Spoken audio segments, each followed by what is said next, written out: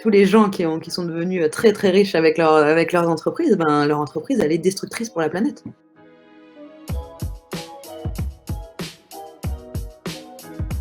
Je m'appelle Julia Faure et je suis la cofondatrice de la marque Loom.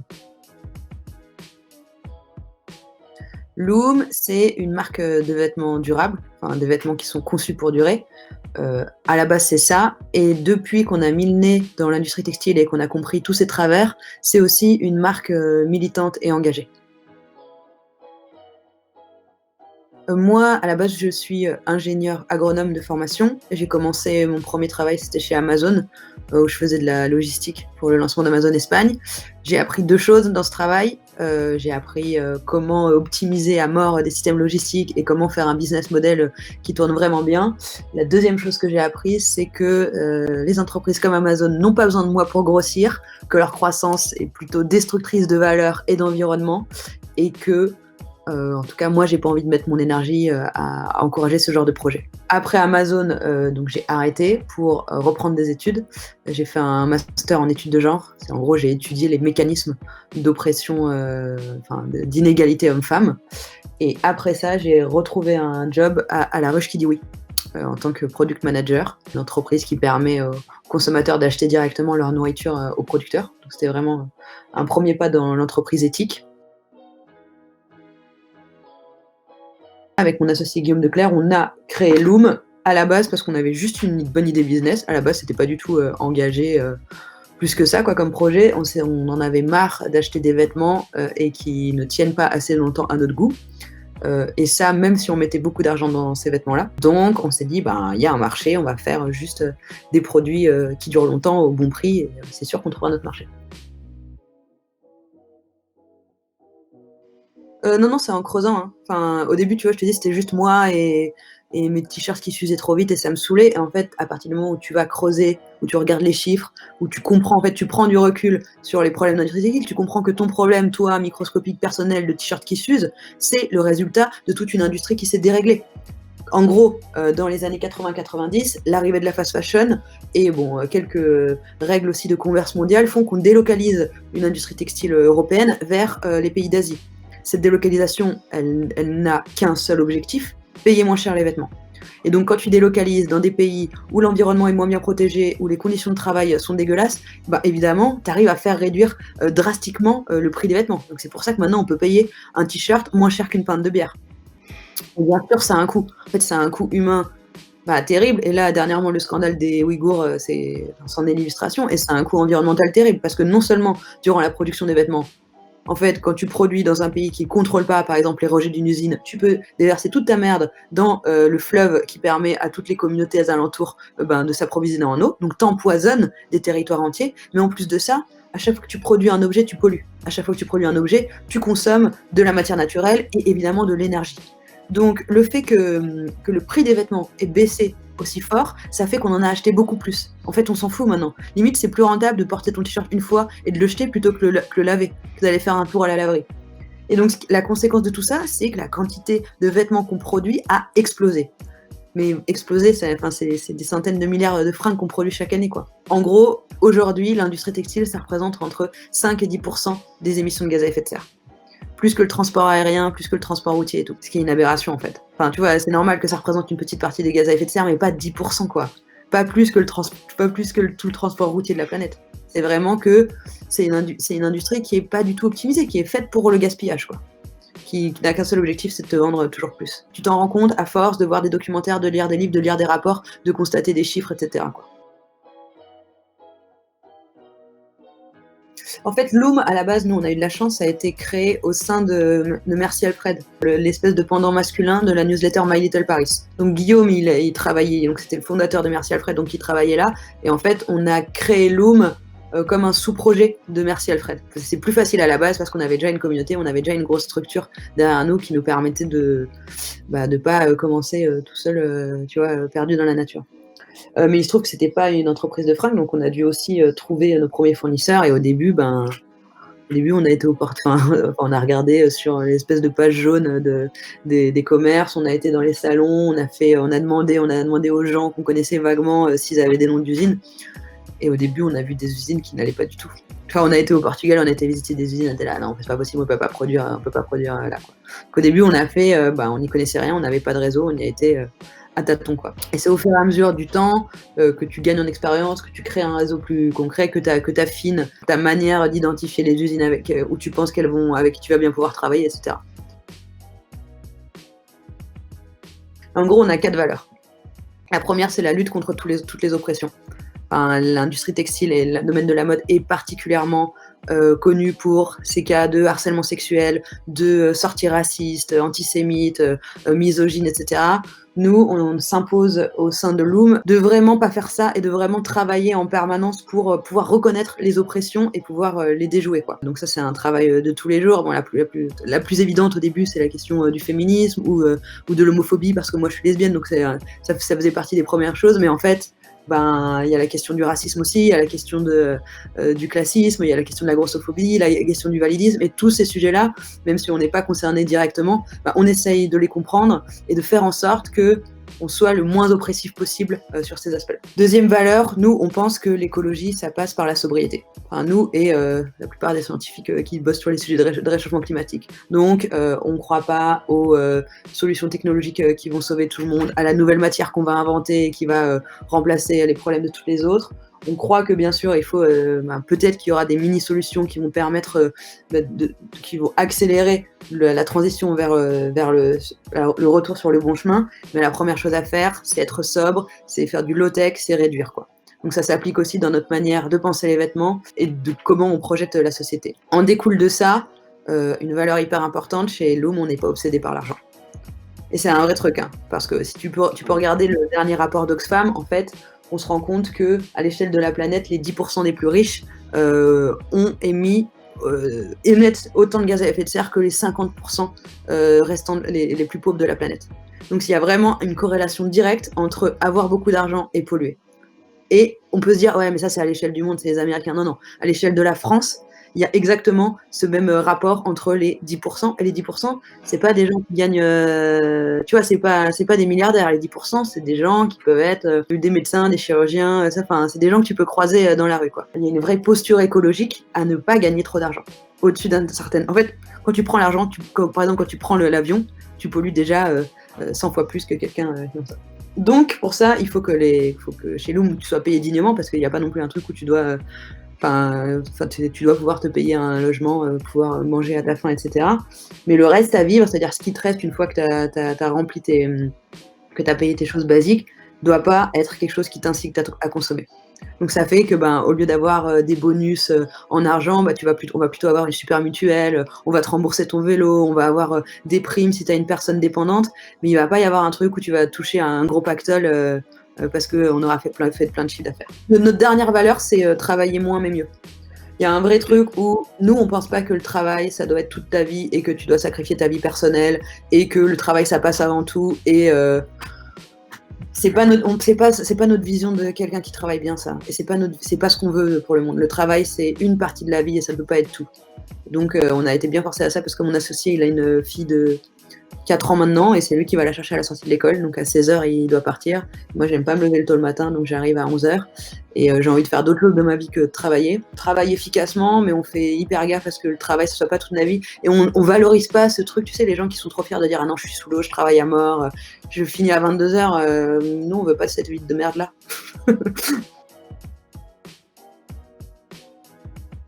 Je pense qu'on sera toujours, je sais pas s'il y aura de gros changements en termes d'entreprise. Je pense que ce sera toujours une petite marque de vêtements. Je pense pas qu'on sera beaucoup plus nombreux.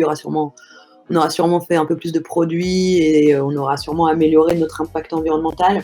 Je pense que ce qui peut vraiment avoir changé dans 3 ans, c'est c'est que les marques éthiques ne soient plus isolées, mais qu'elles soient en réseau les unes avec les autres et qu'elles puissent.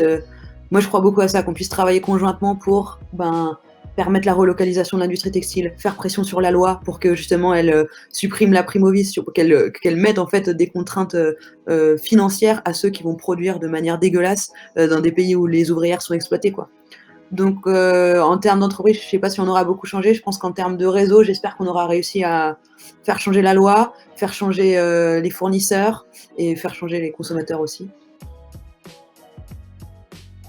Moi, j'avais déjà parlé sur la scène des Fashion Green Days, qui est un événement autour de la mode durable. Et du coup, la meuf qui organise TEDx Université de Tours avait vu cette vidéo et m'a contacté en me disant « Eh ben, trop bien ton intervention, ça te dirait de faire un TEDx sur le sujet que tu veux, globalement. » Et du coup, je me suis dit, bah grave. Enfin, TEDx, en fait, tu sais, le principe, c'est des idées qui valent la peine d'être diffusées, quoi. Enfin, tu vois, je pense que ma marque, elle sera jamais gigantesque, on ne sera jamais aussi gros que Nike, Patagonia, et c'est pas mon objectif, quoi. Par contre, je pense que les idées qu'on véhicule, ben, j'aimerais bien qu'elles soient entendues par plein de monde. J'aimerais bien qu'il y ait plein de monde qui entendent qu'une entreprise qui réussit, c'est pas une entreprise qui va conquérir le monde, quoi. J'aimerais bien qu'il y ait plein de monde qui comprennent que la croissance, c'est pas un objectif en soi, ça doit être la conséquence, tu vois, d'un produit qui est utile à la société.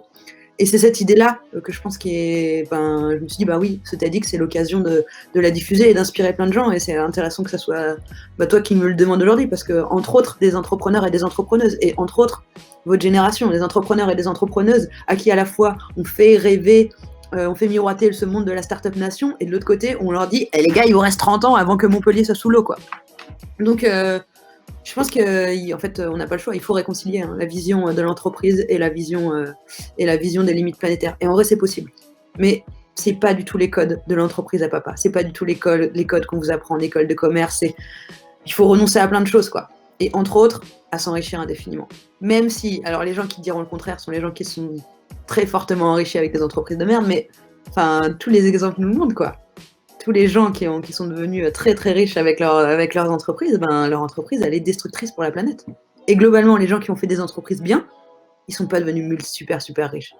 Tu vois, genre les mecs de Veja, les mecs de Biocop, les mecs enfin, tu vois, c'est pas des mecs qui croulent sous les milliards, quoi. Non, les gens te font croire ça, hein. Ils te disent, ah bah attends, parce que les gens, généralement, quand ils ont des business dégueulasses, ils te disent, attends, mais avec les bénéfices, j'aide des associations. C'est typiquement, tu sais, ce qu'a fait Jeff Bezos d'Amazon, là. Son entreprise détruit, franchement, des emplois, des conditions sociales, la planète, tout ce que tu veux. Mais il a foutu tout à coup 10 milliards et il a filé ça à des assos environnementales. Tu sais, c'est un peu comme si, tu sais, genre, tu maltraitais des enfants et ensuite, tu vas filer de la thune aux orphelinats. Et on est là, t'as un peu envie de dire, bah mec, si t'avais enfin, peut-être que tu pourrais agir directement sur la maltraitance des enfants, quoi. Enfin, ça n'excuse pas tout, en fait, de donner de la thune après. Donc ça, c'est la manière que toutes les entreprises, enfin, en tout cas, qui ne sont pas du tout à impact, ont de se dédouaner de leur impact. Elles vont donner 1% pour la planète, elles vont faire des opérations spéciales où elles donnent 10% à tel assaut, etc. Et c'est très courant. Le truc le plus rigolo, c'est les marques de fringues qui donnent aux assos pour contre les violences faites aux femmes. Tu sais, genre, alors que globalement, l'industrie textile, c'est 80% d'ouvrières, les conditions de travail sont abusées, évidemment qu'il y a du harcèlement en tout genre, et dont du harcèlement sexuel dans les usines, mais non, elles vont pas aller améliorer les conditions de travail dans les usines, elles vont plutôt aller donner 10% sur une pour une asso parisienne. Les business qui sont bons pour la planète et les hommes, ou en tout cas qui sont le moins néfastes possible, ça doit être dans le cœur même de leur business model, en fait. Si H&M, son bise, c'est de vendre toujours plus de fringues et de renouveler en permanence les collections, structurellement, dans son business model même, ça va pas, c'est destructeur, en fait. Enfin, tu vois, genre, et c'est pour ça que H&M, ils font énormément de campagnes pour dire qu'ils font du green, etc., parce que c'est pour nous faire oublier que la structure même de leur bise, c'est dégueulasse. Je pense qu'il y a des trucs qui doivent pas générer d'argent, en fait, hein. Enfin, tu vois, genre, je pense que c'est quand on essaie de rajouter une dimension business dedans, on le détruit. Enfin, c'est ce qui se passe un peu avec la destruction de l'hôpital public, avec le système d'éducation aux États-Unis. Enfin, tu vois, genre, tu as essayé de faire un truc cool qui est genre les facs, un business, ça fait que genre les mecs s'endettent pendant des années pour accéder aux études que toi tu fais, quoi. Il y a des projets qui ont besoin d'être en dehors du monde du business. Il y a des projets qui sont des projets de solidarité, en fait. C'est ce que ça s'appelle association et ONG. Enfin, en fait, si une ONG, elle doit faire de la thune, elle doit faire un business, en fait, tu risques d'avoir des conflits d'intérêts, tu vois, tu risques d'être dépendant de tes clients et tout. Enfin, il y a plein d'institutions qui ont besoin d'être indépendantes et de ne pas dépendre d'un business. Et ce tissu-là de projets qui ne sont pas des business, c'est aussi ce qui tient la France, hein. C'est les gens qui vont donner à manger aux personnes qui vivent dans la rue, qui s'occupent d'elles pendant les plans grands froids, les gens qui font l'assistance aux femmes qui se font violenter et tout. C'est pas des organismes d'État, c'est pas des business, c'est que des associations. Donc il y a aussi quelque chose dans la question d'entreprendre. C'est très bien d'entreprendre, faire un business, etc. et tout, mais Et en fait, il y a énormément d'entrepreneurs qui sont pas sous les spotlights de la startup nation. Il y a énormément d'entrepreneurs qui sont des créateurs associatifs, qui sont des bénévoles, qui sont des gens qui donnent leur temps, et ça, ça, on en a beaucoup, beaucoup besoin, beaucoup plus besoin que d'un frigo connecté ou du nouveau Uber du Airbnb, tu vois.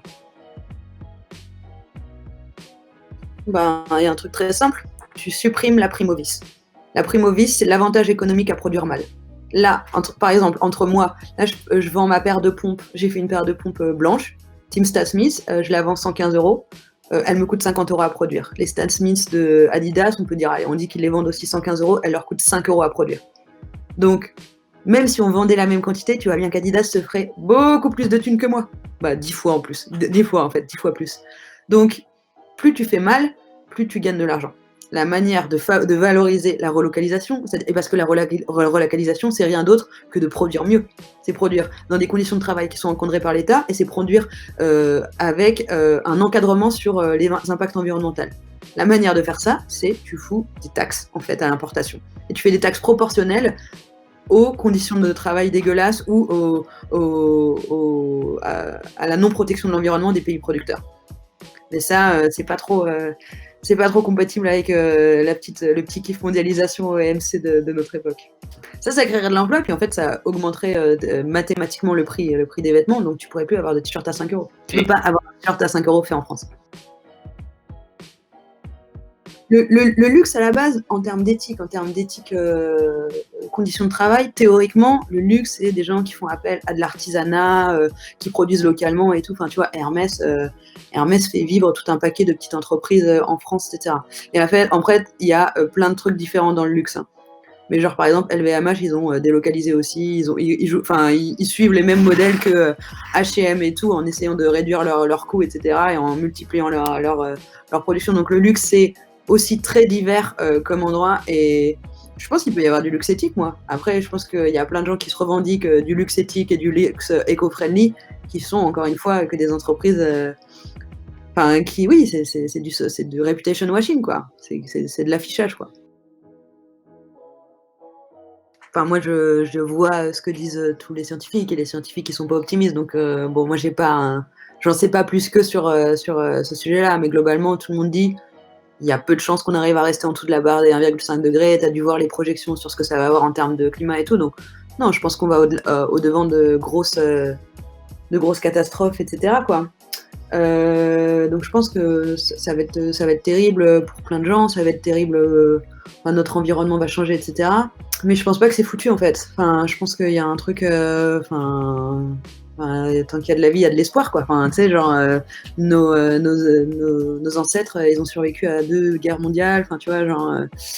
À des camps de concentration, tu vois, genre, et dans les autres pays du monde, il y a énormément de trucs horribles auxquels on a dû résister. Et je pense que là, pour le coup, cette fois, on a la possibilité de se préparer, en fait. Enfin, tu vois, on sait ce qui nous arrive dessus, et on sait à peu près ce qu'il faut faire pour être résilient face à ça, quoi.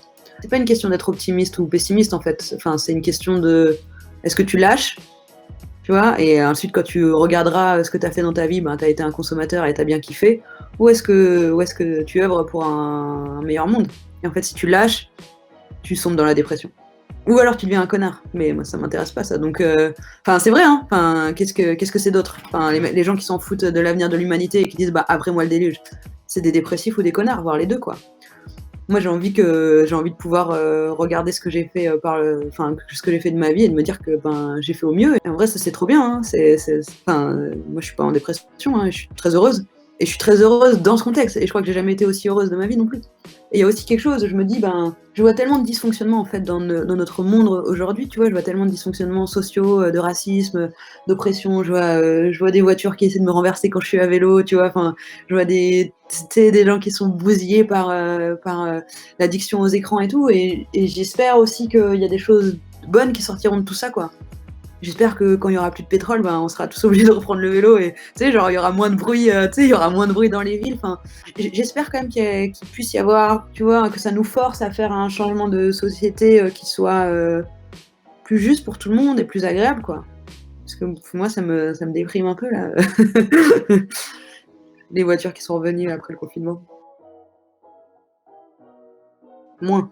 Consommer mieux, ça changera pas le cours, du réchauffement climatique. Consommer moins, c'est ce qu'il faut faire. En fait, c'est la différence entre tu crois à une solution technologique ou tu crois à la sobriété. Moi, je crois à la sobriété.